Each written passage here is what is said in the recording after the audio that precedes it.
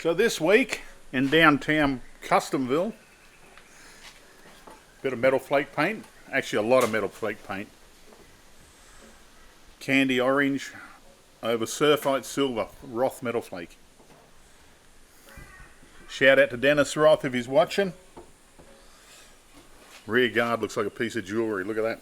Surfite silver, candy orange. Can't wait to see it on the bike.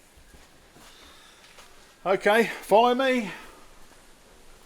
This is the old back wheel off the knucklehead. You can see the difference in height. I think it was 30 mil each end, so it was 60 mil higher. So in doing that, I had to raise the rear fender up 30 mil to give the tyre clearance. I had to machine a couple of spacers. I got Glenn, the owner of the blue bike we did last episode, he made me up a spacer for the left hand side for the pulley brake. Bit of a tight fit, but I love the way it looks. It gives it a little bit more of a nostalgic look.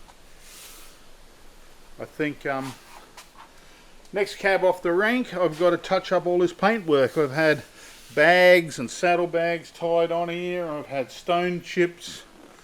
So I'm probably just going to redo the tank and guard and touch up the frame. The frame isn't too bad. Front springer needs painting. So that'll be the next cab off the rank, but I'm just about to take this for a ride and try out this back tyre. Because I had nothing better to do, the Mercury's going back to bare metal. The top half has already been bare metal. It's been epoxied and sealed.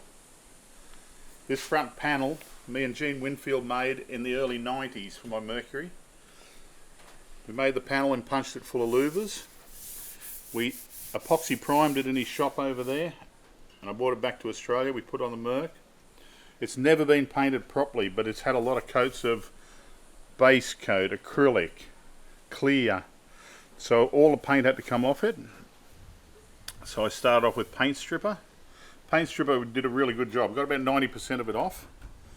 But the last coat of etch primer, which we put on at Gene's, just wouldn't budge. I think Gene was watching me from above, telling me to get it off. So I had to take it all off by hand, wire wheel, sandpaper. And then it's been etch primed, and then etch primed with epoxy, and then sealed with a coat of black. Now the rest of the body, I've given all the welds and repairs a skim of fiberglass filler, and then I've epoxy primed over it. I don't like putting the fiberglass filler over the epoxy. I've been warned against it, so I'm not even going to go there. I'm just doing it like this. So then it's been epoxied. Now it can be sanded back and given the final bodywork. This side is basically back to bare metal. This was all back to bare metal about a year ago. It was epoxy primed. I just did that for a show. I don't know why you want to flame a primer, but I did. So we're almost there with that. Doors have been done. They've been back to bare metal. All the bad repairs fixed, and they're ready for blocking. So paint wise, I've been tossing a lot of ideas around, but I think what I'm going to try is, because I'm a tattooist, I think I'm going to tattoo the car. So what I'm going to do, I'm probably going to do a traditional flame job, and then in behind the flames I'm just going to do tattoos.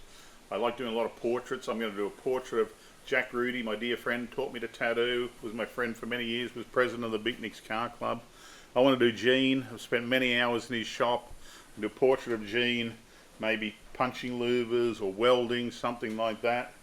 And of course there'll be Ed Roth, the Rat Fink, all stuff from the custom culture that I've used throughout my life, and I think it'll be cool. You know, a lot of people want to dig a Mercury being airbrushed, but hell, it's my car, and I've been an airbrusher since I was 14. I'm going to do it. And any ideas you got, put them in the comments section. Can't wait to hear some of your ideas. Don't forget I got the new t-shirts. Every dollar from this goes into this baby. Support your local customizer.